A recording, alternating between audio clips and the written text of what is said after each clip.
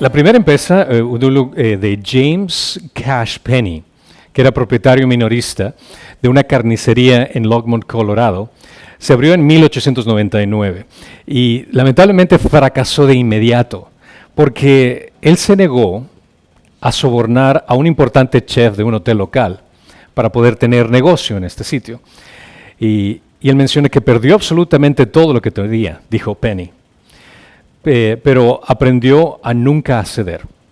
Lo interesantemente fue el caso de que la fe inquebrantable de Penney, de su juventud, despertó un escepticismo en la mayoría de negociantes en esa época, porque su forma de tratar a la gente, el respeto que quería y él esperaba que le den a él mismo, era algo que nunca iba a cambiar. Así que él nunca esperó chantajear a la gente para poder recibir algo a cambio, sino que toda su forma de negociar era con altitud.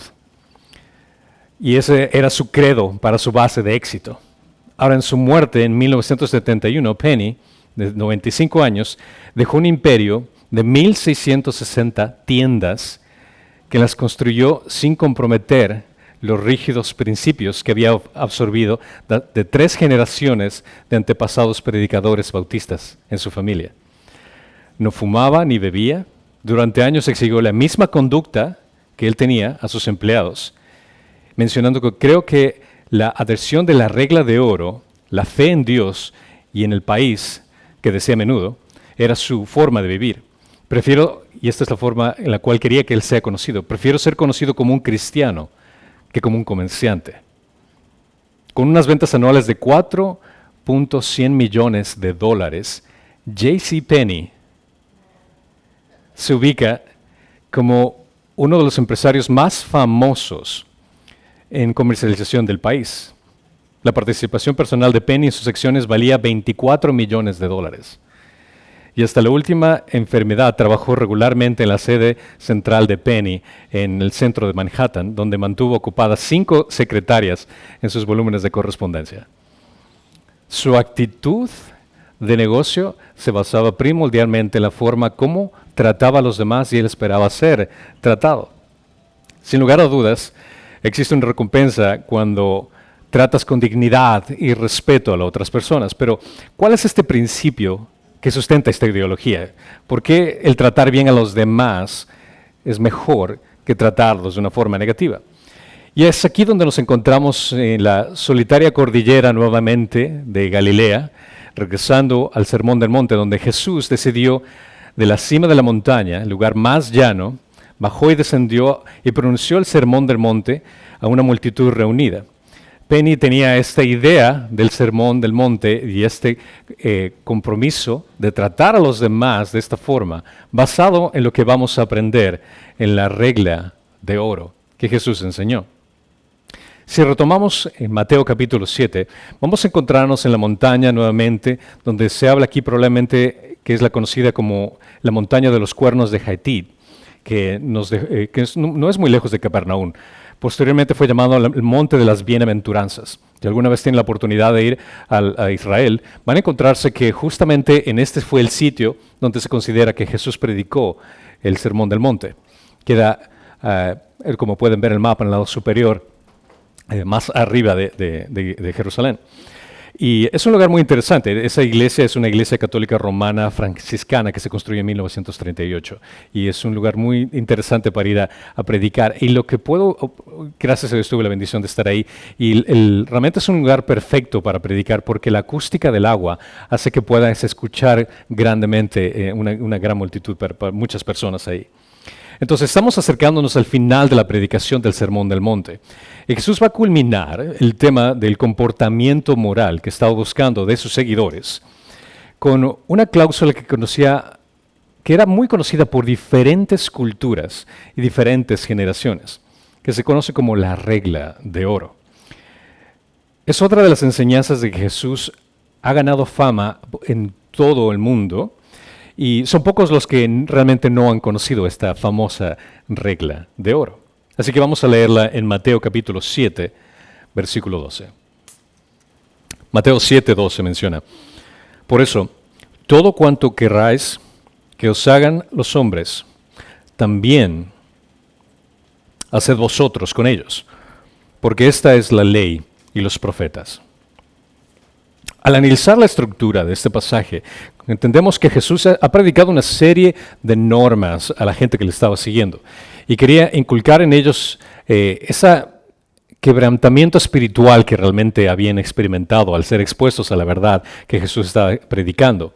Y culmina con esta sección. Este versículo se conoce como la regla de oro y Jesús dio a su audiencia un principio simple y profundo para guiarlos en una relación con las demás personas.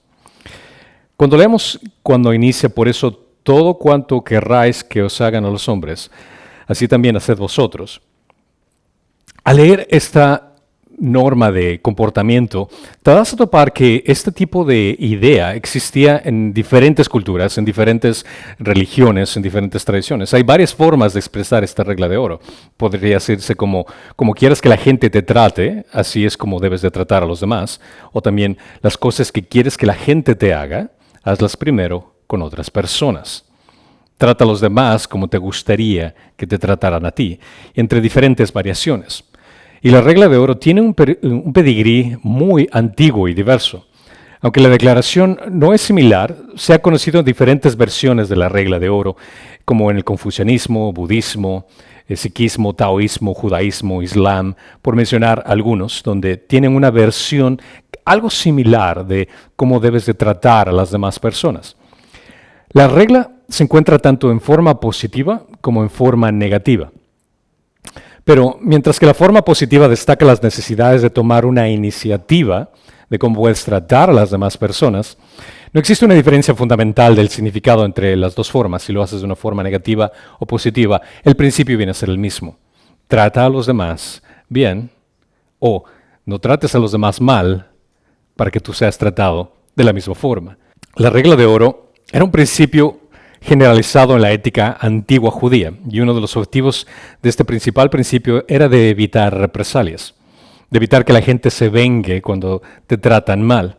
Por ejemplo, cuando leemos en Proverbios 24-29 menciona, no digas como él me ha hecho, así le haré, pagaré al hombre según su obra. Podemos ver, esta es una forma de presentar la misma idea, el mismo mensaje, el hecho de que no pienses en vengarte cuando alguien te hace mal. Así que en las sociedades donde se recompensa el honor, cuando estamos hablando en este tiempo donde Jesús está predicando, para ellos el honor era sumamente importante. Y la venganza de la vergüenza también era algo crucial para ellos. Quien hacía daño a los demás invitaba a hacer daño a cambio. Es decir, que para ellos el cuidar su reputación, su honor de familia era sumamente importante. Entonces el presentar esta idea de trata a los demás era para evitar el hecho de que no te enfoques tanto en tu reputación o en querer vengarte por lo que te están haciendo. Tal contexto invita naturalmente a la meditación sobre el hecho de que uno debe tratar a los demás como desea ser tratado. Esa es la forma positiva de la regla. Y el no tratar a los demás como no desearía ser tratado vendría a ser la forma negativa de la regla. Esta enseñanza era de conocimiento histórico general para la audiencia que Jesús estaba hablando. Muchos de los que estaban escuchando este mensaje entendían la idea porque habían escuchado tanto en las Escrituras como en rabinos este principio. Tanto en las Escrituras porque existía una similitud de la regla de oro, pero como en una especie de mandato, como lo leemos en Levíticos 19-17, que dice: no odiarás a tu compatriota en tu corazón. Pondrás ciertamente reprender a tu prójimo, pero no incurrirás en pecado a causa de él. No te vengarás ni guardarás rencor a los hijos de tu pueblo, sino que amarás a tu prójimo como a ti mismo. Yo soy el Señor. Esta vendría a ser entonces algo que los judíos, al escuchar esta versión de la regla de oro que se conoce, que Jesús está hablando, para ellos realmente no era algo nuevo. Ellos entendían este principio de tratar bien a los demás. Como también en el rabino judío Hillel, que era un rabino muy conocido en esa historia, que vivió del año 110 a.C. y murió 10 años antes de Cristo, que dio una regla de oro de una forma negativa que decía: lo que es odioso para ti, no se los hagas a tu prójimo. Esta es toda la Torah y el resto es comentario, ve y aprende. Entonces ellos entendían de diferentes formas. Trata bien a los demás si quieres ser bien tratado al mismo tiempo. La diferencia de distintas versiones de la regla de oro en su significado emergen más bien en los contextos. ¿Quién fue el que lo dijo y por qué fue el que lo dijo? cuál es la relación que está en el contexto de la persona que lo está diciendo. Ahí es donde viene a ser más el énfasis. Lo que Cristo está predicando es fundamentalmente la idea que la gente normalmente quiere que los trate bien. Por ende, tú tienes que tratar bien a los demás. Debes de considerar cómo se encuentra otra persona, debes de pensar lo que está pasando a otra persona antes de saltar a conclusiones y lamentablemente tratar mal a los demás sin conocer el contexto de lo que está pasando. Trátalos bien. Pero tal principio no puede ser practicado conscientemente y consistentemente por una persona que no es conversa. Es decir, que una persona que es espiritualmente madura entiende que esto es algo que Dios te está pidiendo que hagas, por ende vas a ser obediente en tratar a unas personas de esa forma. Pero si estamos hablando con una persona que no conoce a Cristo, una persona que no ha nacido nuevamente, esto va a ser un poco difícil para que sea una actitud normal, como una actitud que sea espiritualmente natural que salga. Entonces, solo una persona justa puede practicar esta regla de oro sin conflictos internos emocionales, sin conflictos internos morales, porque sabes que lo estás haciendo para la gloria de Dios. El principio es para la gloria de Dios, ya que ha experimentado un cambio espiritual que se ha producido en la vida del individuo, por ende, la persona puede tratar a otra persona de una forma agradable. Entonces, un individuo que es capaz de vivir de este tipo de vida, obviamente, poseerá una justicia que Jesús está pidiendo a sus seguidores. Si leemos en Mateo 5:20 dice, por eso os digo que si vuestra justicia no supera a lo de los escribas y fariseos, no entraréis en el reino de Dios. Cuando analizamos el tema de justicia, estamos hablando acerca de esa nueva naturaleza que Dios deposita en el individuo cuando viene a Cristo en una nueva relación. Y esa nueva naturaleza es lo que le permite al individuo poder actuar de una forma piadosa. La forma que tratamos a los demás revela mucho acerca de nuestro carácter. La forma como respondes a alguien que te está tratando mal revela mucho acerca de tu carácter. Cuando estamos expresando nuestro amor, y entienden, el concepto de amor, bíblicamente hablando, es buscar el beneficio de la otra persona sin esperar nada a cambio. Recuerden que el amor se trata de expresar y hacer una acción, no de sentimientos. Entonces, al hacer esas conexiones, estás viendo que la justicia que Dios ha puesto en ti se trata de tratar bien al individuo para la gloria de Dios, porque es parte de tu naturaleza y porque es lo que Dios ha hecho contigo. Esto es hacerlo sí, libremente, sin hipocresía, y esa es la actitud que Dios está pidiendo. En Romanos 12, del 9 al 10 menciona, el amor sea sin hipocresía, aborreciendo lo malo, aplicándonos a lo bueno, sed defectuosos unos con otros, con amor fraternal, con honra, daos preferencia unos a otros. Es decir, que en lugar de pensar en ti mismo, en lugar de considerar las cosas que tú quieras para ti, tienes que pensar en los demás, considerar al otro individuo. Ahora, transportémonos nuevamente. Jesús está predicando, le está diciendo a ellos que actúen de esta forma. Que piensen en los demás primero. Pero ellos no tienen el contexto de la cruz. ¿Por qué? Porque Jesús todavía estaba ahí, estaba vivo, no había sido llevado a la cruz. Es decir, que para ellos hubiera sido un poco más difícil el tratar de asimilar esta verdad. El decir que, bueno, o sea, tengo que tratar bien las cosas, pero ¿por qué? Si quieres ser mi seguidor, haz esto. Hubiera sido un poquito más difícil para ellos, entendiendo que no tienen un contexto del por qué. Nosotros, en cambio, sí lo tenemos. ¿Por qué tratamos bien a los demás? Es por causa del Evangelio, por el hecho de que Cristo murió en la cruz por nosotros, en respuesta de agradecimiento a ese amor que nos ha otorgado libremente, gratuitamente. Nosotros tratamos bien a los demás. Y esta regla de oro se vuelve en un principio que nosotros ofrecemos libremente, sin ninguna hipocresía, sin querer incluso tratar de buscar algo a cambio en el proceso. En Gálatas 6:10 menciona, así que entonces hagamos bien a todos según tengamos oportunidad, y especialmente a los de la familia de la fe. Consideren que Pablo está escribiendo a la iglesia en Gálatas diciéndole, así tienen que comportarse ustedes como familia, así tienen que ustedes comportarse entre hermanos y hermanas en Cristo. Mira el bienestar de los demás antes de ver tu propio bienestar. Y en 1 de Pedro también escribe, capítulo 3, versículo 8, en conclusión, sed todos de un mismo sentir, compasivos, fraternales, misericordiosos y de espíritu humilde, no devolviendo mal por mal o insulto por insulto, sino más bien bendiciendo, porque fuisteis llamados con el propósito de heredar bendición. La idea es de bendecir a los demás. ¿Por qué? Porque tú ya fuiste bendecido. Nosotros tenemos una gran motivación y cada vez que te encuentres en una situación donde sea bien difícil tratar bien a aquella persona que te está humillando, cada momento que recuerdes, estés en esa situación que alguien te está insultando, tal vez por una injusticia que ni siquiera tú cometiste, el principio que tiene que venir a tu mente es Cristo. Por causa del Evangelio, voy a otorgar a esta persona que me está maltratando algo que no se merece. Responderle con amabilidad, con paciencia, con dominio propio. No porque la persona se lo merezca, sino porque Cristo se lo merece.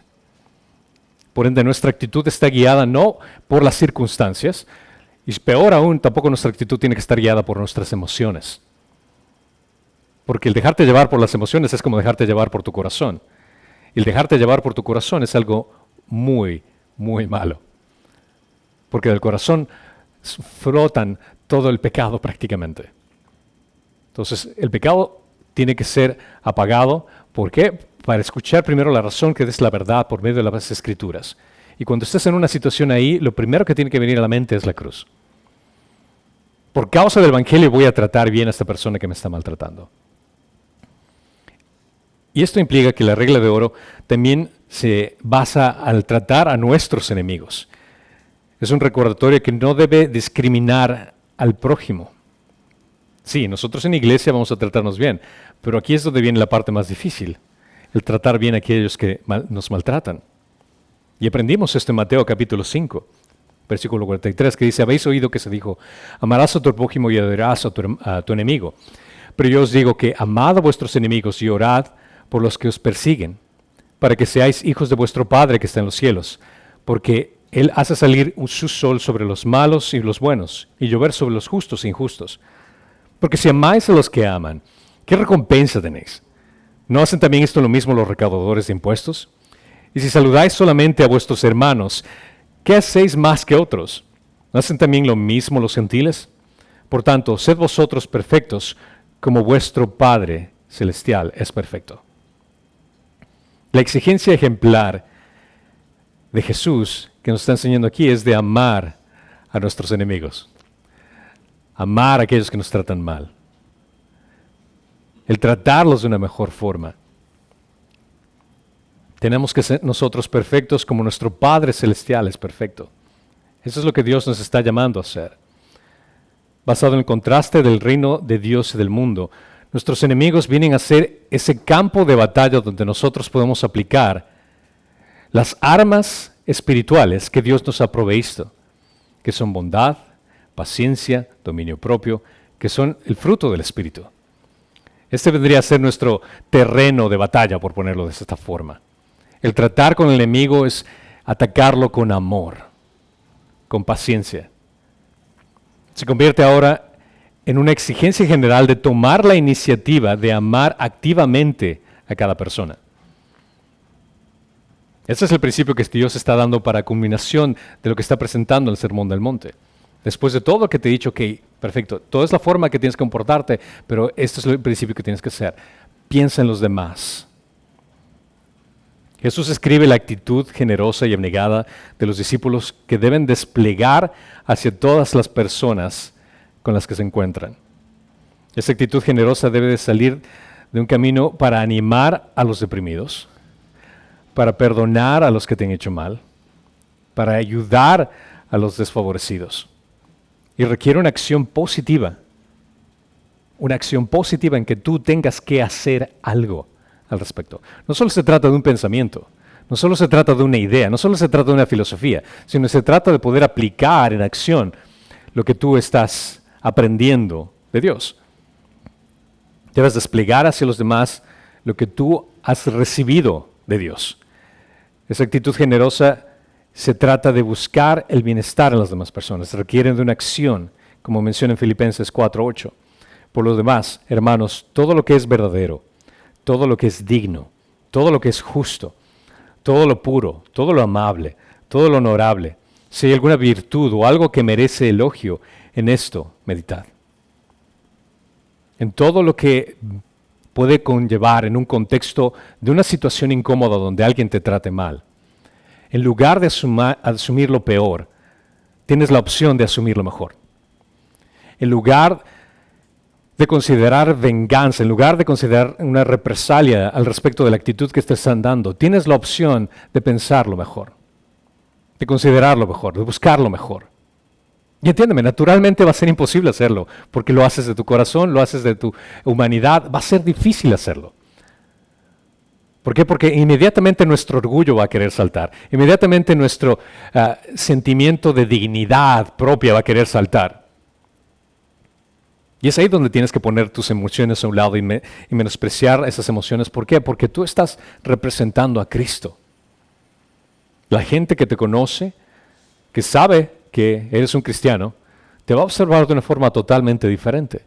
Y si es que explotas inmediatamente a una actitud negativa, tristemente esas son las cosas que más te van a recordar.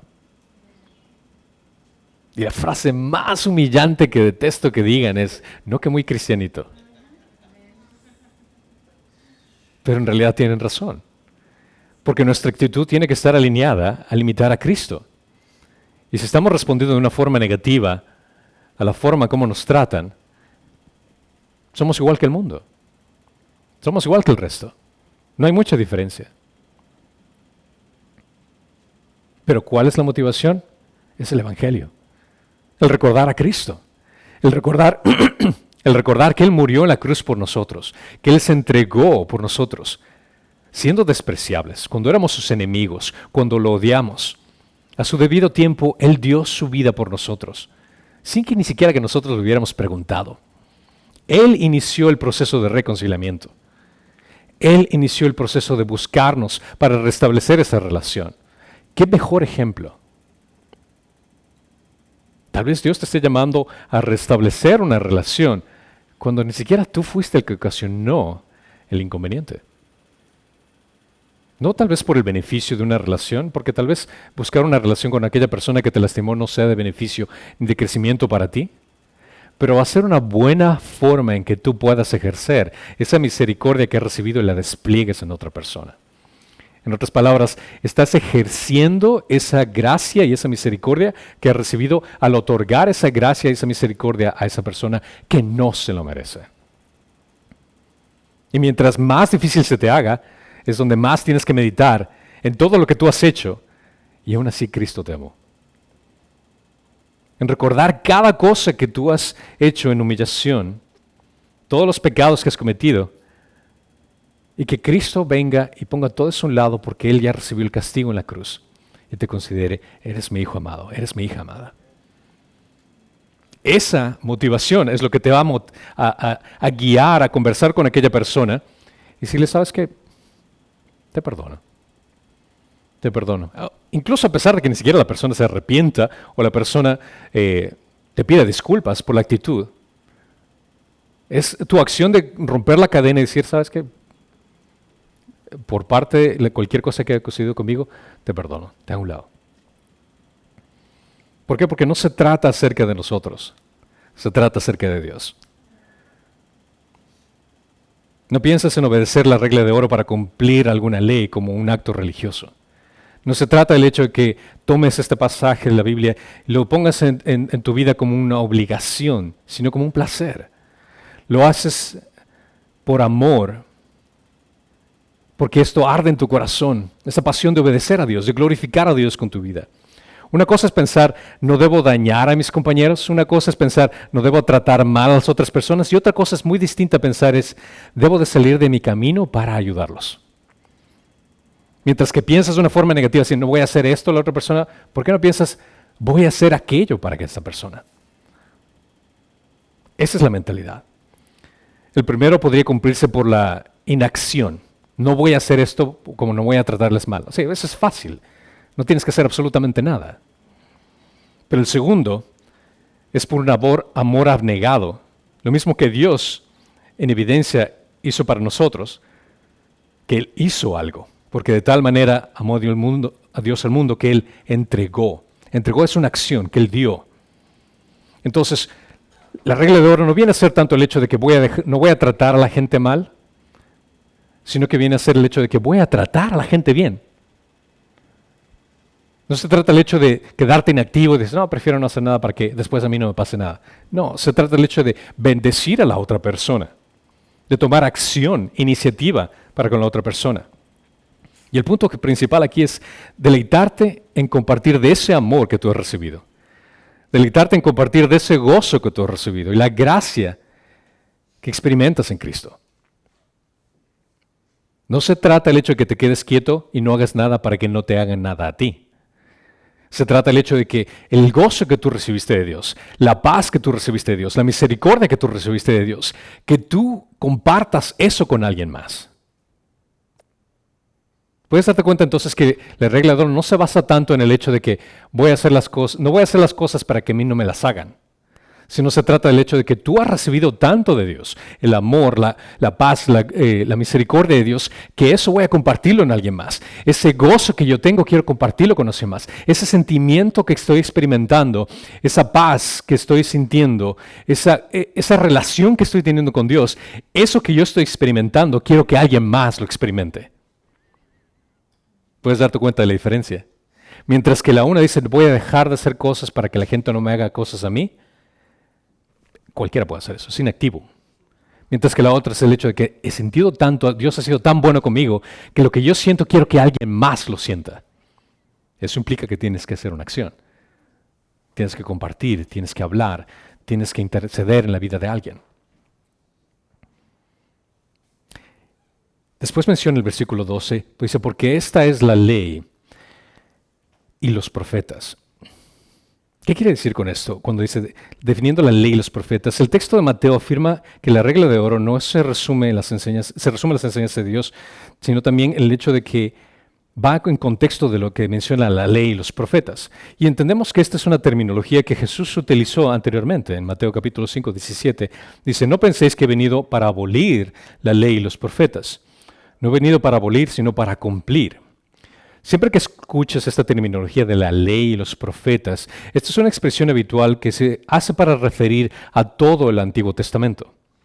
La ley y los profetas implica el hecho de la ley de Dios que ha traído al pueblo de Israel, lo que tiene que seguir, y los profetas es nuevamente en lo que Dios ha enviado a cada uno de estos individuos para reafirmar la ley de Dios.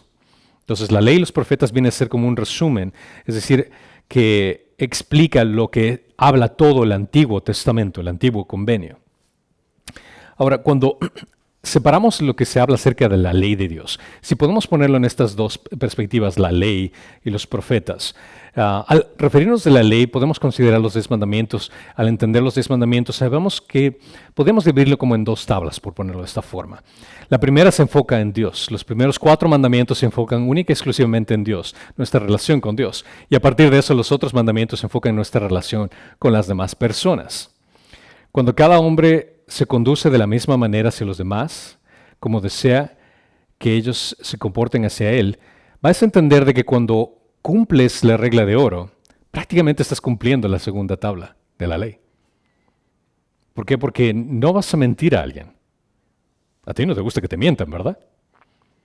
No vas a robar a alguien. A ti no te va a gustar que te roben, ¿verdad? Cada una de estas normas se está cumpliendo fácilmente con el objetivo de aplicar la ley, aplicar la regla de oro en tu vida. Todos los preceptos de la ley contienen conductas morales sobre la caridad, sobre exhortaciones, sobre velar por el bienestar del prójimo, y en ellos se encuentra el objetivo de cumplir la conservación de la justicia. Al cumplir la ley y los profetas implica el hecho de actuar de la forma en como Dios te pidió que actúes. La persona que vive consistentemente de acuerdo a la regla de oro está guardando todas las normas de las Escrituras que dirige una conducta hacia las demás personas. El tema es la voluntad de Dios que se proclama en ambos y se cumple en la obediencia por causa del Evangelio. Recuerda que nosotros no estamos en una religión, nosotros no estamos en una, por ponerlo así, una organización, en esta forma, donde tienes que hacer cierto tipo de cosas para complacer a Dios. nuestra relación con Dios no se basa en el hecho de religiosidad. Nuestra relación con Dios no se basa en el hecho de que tú tengas que cumplir los mandamientos. Nuestra relación con Dios inicia por Jesucristo. Jesucristo es el que establece esa relación con nosotros. Y a partir de esa relación que tenemos con Jesucristo, tenemos el privilegio de poder relacionarlos con Él en obediencia. Primero viene esa relación y después viene esa obediencia. La diferencia con la religiosidad es el hecho que primero viene obediencia para que tal vez pueda resultar esta relación. Y esa es la gran diferencia entre el cristianismo bíblico con diferentes sectas y religiones que están a nuestro alrededor. Entonces, lo que se aplica aquí viene a ser la reciprocidad del amor. Hemos recibido amor, nosotros otorgamos amor. Jesús no vino a abolir, sino a cumplir la ley y los profetas. Y exige que sus discípulos partan de este principio elemental y no hagan menos que esto. Este es el fundamento, esta es la base. La suma de la ley como amar al prójimo o hacer por los demás lo que uno quisiera que hicieran hacia él, es el punto de lo que se enfatiza todo el Torah y el significado verdadero de la ley.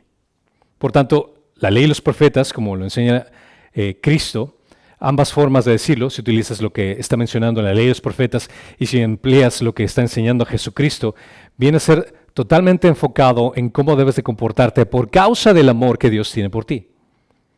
Y esto excluye por completo el egoísmo. Excluye por completo el enfatizar una actitud adecuada para recibir amor. No, el amor ya te lo dio. Cristo ya te demostró ese amor en la cruz. Tú no tienes que hacer nada para recibir ese amor, para decir, bueno, Dios me ama más el día de hoy. No, Dios te ama por Cristo. No por tu actitud, no por tu comportamiento. Por causa de Cristo es el amor que recibes. Por ese amor, entonces tú puedes comportarte de los demás de esa forma. Y ese es el amor que se transforma en acción. La verdadera justicia se puede resumir en la palabra amor. Cuando se muestra verdaderamente amor a los demás, se cumple la ley. Claramente, Santiago 2:8 dice, si en verdad cumplís la ley real conforme a las Escrituras, amarás a tu prójimo como a ti mismo. Bien hacéis. ¿Quieres cumplir la ley? Ama a tu prójimo. Romanos 13:9. Por esto, no cometerás adulterio, no matarás, no hurtarás, no codiciarás. Y cualquier otro mandamiento en estas palabras se resume. ¿Qué es lo que dice? Amarás a tu prójimo como a ti mismo. Toda la ley se resume en amar. Si quieres hacer un análisis profundo de cada ley que está en el Antiguo Testamento, si quieres resumir todo bien compacto, lo único que dice prácticamente toda la ley es ama a tu prójimo. Y así te evitas el hacerle daño por mentiras, por robar, por calumniar, por codiciar. ¿Por qué? Porque una persona que ama busca el bienestar de la otra persona sin esperar nada a cambio. Gálatas 5:14 menciona, porque toda la ley en una palabra se cumple en el precepto. Amarás a tu prójimo como a ti mismo. Pueden entender por qué entonces la importancia de lo que Jesús está predicando aquí. En otras palabras, te lo voy a hacer muy simple. No tienes que aprenderte todas las 60 y pico leyes que se encuentran en el Antiguo Testamento. Solo haz esto. Ama a tu prójimo. Y ahora, la parte del final que dice como a ti mismo, todos nos amamos fácilmente. Realmente no hay nadie que se deteste a sí mismo. ¿Cuántas veces nos vemos en el espejo para ver cómo estamos, cómo lucimos, o cuántos tacos nos pegamos porque nos gusta muchísimo, porque queremos disfrutar? Cada cosa que nosotros hacemos al amarnos a nosotros mismos es muy sencilla. Buscamos siempre lo mejor para nosotros mismos. Entonces, aquí Jesús no se está enfatizando como diciendo, bueno, tengo un poco de autoestima o quiérete un poquito más a ti. Así como, no, nosotros hacemos eso naturalmente. Y si lo haces tan naturalmente en ver por ti mismo, ¿por qué no lo haces tan naturalmente al ver por los demás? De esa forma. El compartir de lo que es la gracia que hemos recibido se convierte en la motivación principal de anhelar que otros experimenten grandemente lo que hemos sentido. Que experimenten a Cristo. Va mucho más allá de enfocarme en mí. Se trata de enfocarse en los demás. No se trata del hecho de que, bueno, voy a tratarte bien solo para que me trates bien a mí. No se trata del hecho de, no voy a hacer esto para contigo. ¿Por qué? Porque no me gustaría que eso me hagan a mí. Se trata del hecho de que he recibido tanto de Dios, tengo tantas bendiciones de Dios y tengo tanto gozo en mi vida, y mi vida está tan plena y tan llena por causa del Evangelio, que voy a compartir eso contigo. El enfoque viene más hacia otros de lo que ya hemos recibido. Y ahí es donde nos deleitamos en compartir de ese amor, de esa gracia, de ese gozo que hemos experimentado en Cristo. Si has recibido tanto, entrégalo. No se trata acerca de ti. Dios te ha puesto en el lugar donde estás, la familia que tienes, el trabajo donde vas, el grupo de personas con que te relacionas. Te ha puesto en tal lugar para que tú puedas compartir con ellos lo que has recibido. Así que no seas egoísta. No te quedes solo con todas esas bendiciones que Dios te está dando. Compártelas. Piensa en los demás. Como el mundo ve la regla de oro, es muy diferente en la forma como los cristianos debemos entender la regla de oro. Para la sociedad, la regla de oro podía practicarse como una forma de tratar de recomendar una visión moral práctica para un bien común. Mucha gente tendría la idea de que vamos a enseñar la regla de oro en las escuelas, lo cual es un principio que está bien, pero nuevamente se enfoca en uno mismo. Uno puede ser como la regla de oro para que sea un llamado a la coherencia moral y una pieza de sabiduría prudencial diseñada por una máxima posibilidad de bienestar en una comunidad. Un desafío para ponerse con simpatía e imaginación en los zapatos de otro antes de determinar cómo actuar. A pesar de las importantes diferencias entre estos posibles roles que se utiliza en la regla de oro fuera de un contexto bíblico, todos tienen una perspectiva egocéntrica. Si sacas la regla de oro fuera de la Biblia y lo enseñas en una escuela, y lo enseñas en una universidad o enseñas en una comunidad, va a ser en un sentido egocéntrico. ¿Por qué? Porque el punto que va a utilizar la gente para medir cómo actuar va a ser uno mismo. Te voy a tratar bien, ¿sabes por qué? Porque yo quiero que me traten bien. Si es que lo enseñas de esta forma, fuera de un contexto bíblico, bueno, no voy a robarte, no voy a tratarte mal. ¿Por qué? Porque no quiero que eso me hagan a mí. El centro de la actitud de la regla de oro fuera de un contexto bíblico viene a ser uno mismo. Pero Jesús no enseñó eso. El contexto en el cual Jesús enseñó esto se trata acerca de la gloria de Dios. Primero amar a Dios y después a la gente. No se trata acerca de nuestro comportamiento para recibir lo mejor para nosotros. Se trata de la gloria de Dios y los demás. El contexto de la predicación del Sermón del Monte deja en claro que la regla de oro no es un comportamiento radical requerido para emprenderse centrado en uno mismo, sino centrado en otra persona. El Sermón del Monte es identificado como una implementación radical de una justicia moral que va mucho más allá de simplemente impresionar a los demás. No se trata del hecho de decir, mira, soy cristiano y hago esto. No se trata incluso del hecho de recibir todo lo que has recibido de Dios y otorgarlo solo para que tú quedes bien, sino para exaltar a Dios que te ha dado todo eso. Justamente como estábamos escuchando la predicación, Pastor Steve mencionaba el hecho de que para predicar a Dios tú necesitas más que tu estilo de vida.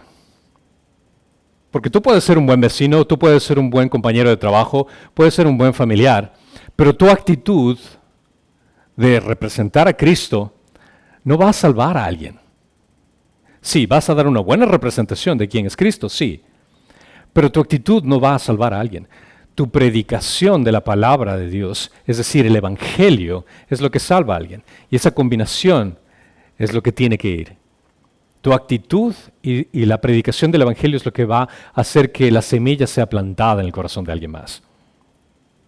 La regla de oro es un punto central de la ética cristiana.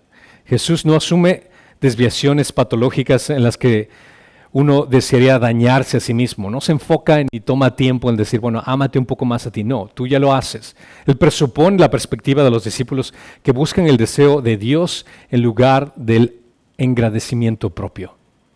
No se trata acerca de nosotros, se trata acerca de Él. Pero vale la pena aclarar porque incluso muchas personas tienen esta idea errónea. Algunos quienes que piensan que la regla de oro es lo único que necesitas para ser declarado justo. Ignoran que la ley y los profetas hablan acerca de Jesús. Si es que eso es una evaluación a la gente en la calle, o preguntas directamente a alguien, ¿qué es lo que una persona necesita hacer para ir al cielo?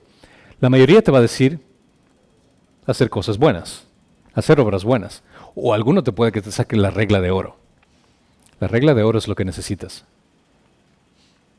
Tienen una idea acerca de lo que significa la justicia. Tienen una idea de que el comportamiento imita la imagen de Dios. Es verdad. Pero el contexto menciona aquí la ley y los profetas. Y la ley y los profetas también mencionan acerca del Mesías. La ley y los profetas apuntan a un Jesucristo, a un Mesías, que es el Salvador. Por ende, afirman que el amor al prójimo es suficiente, pero ellos carecen de alguien que borre todos sus pecados. Y ese es el gran inconveniente.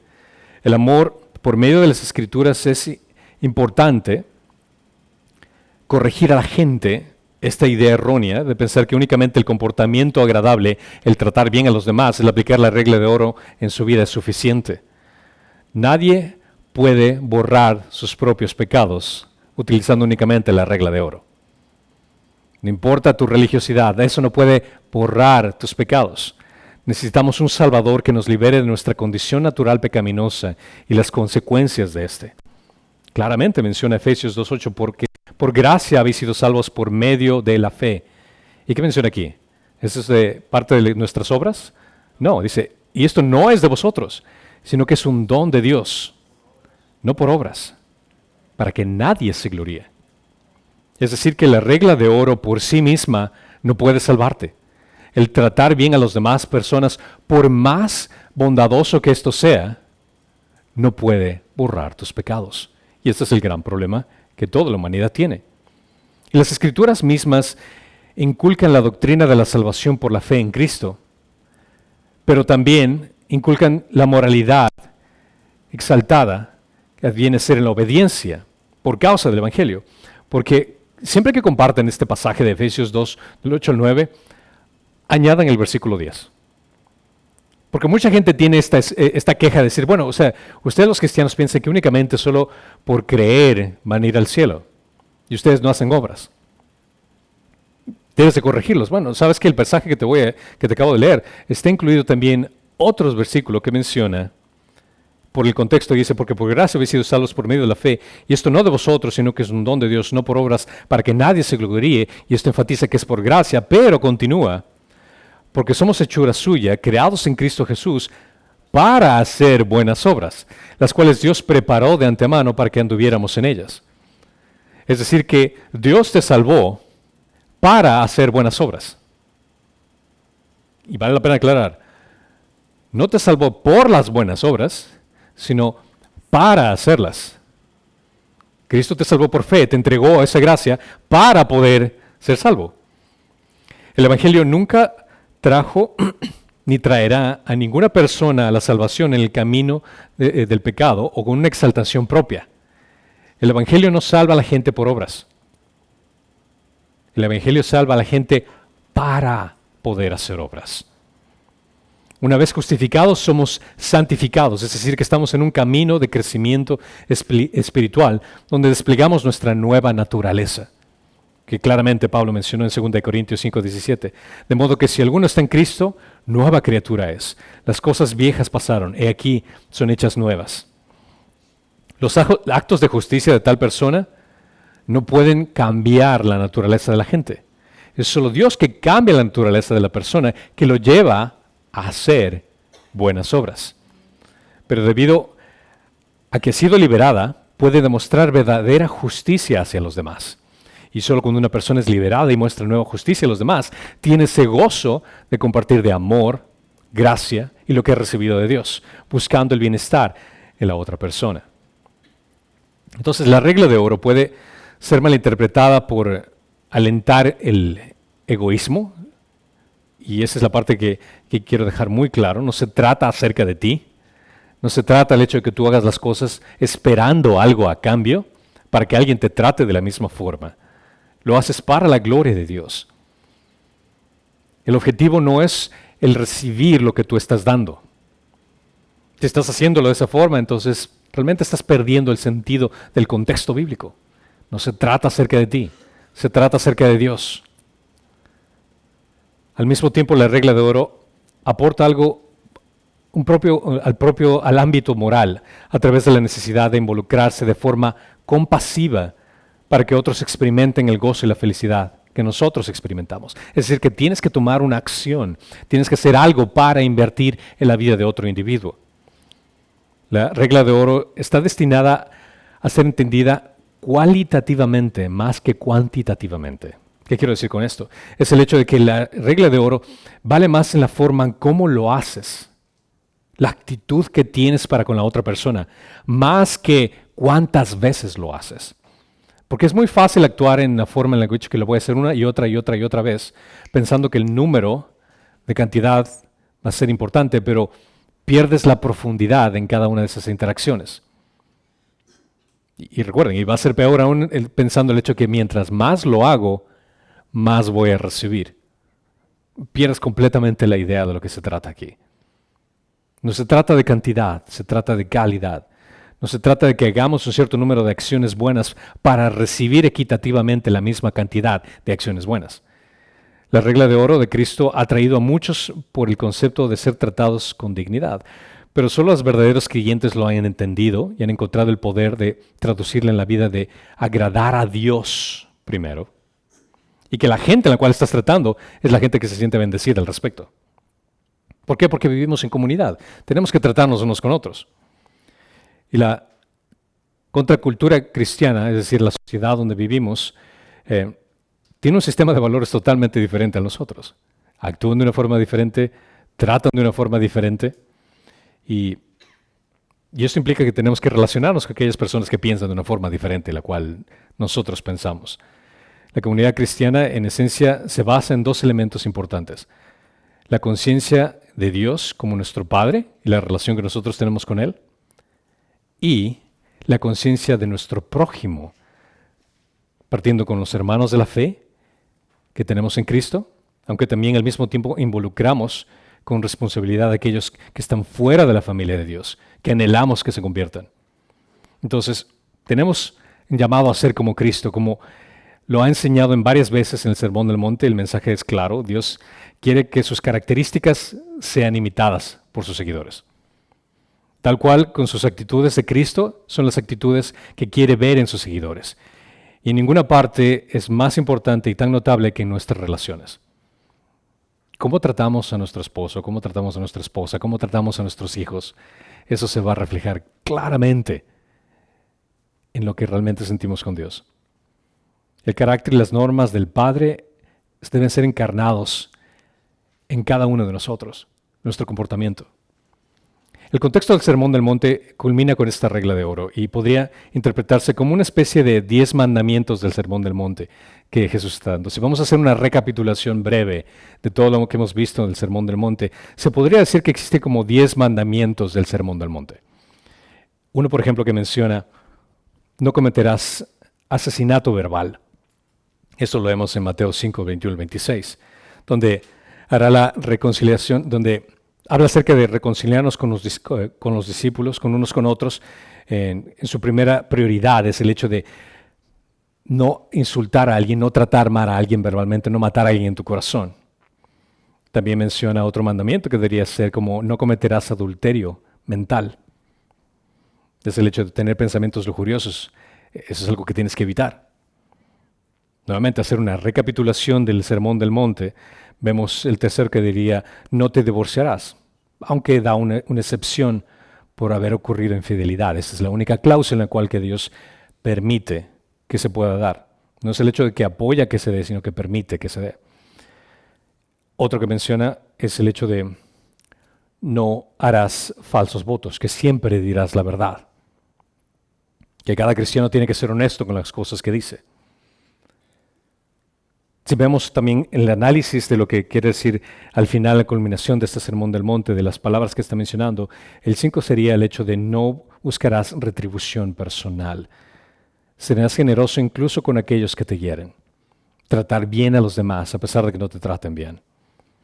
De no odiar a tus enemigos, sino al contrario, de amarlos, buscar el bienestar de la otra persona.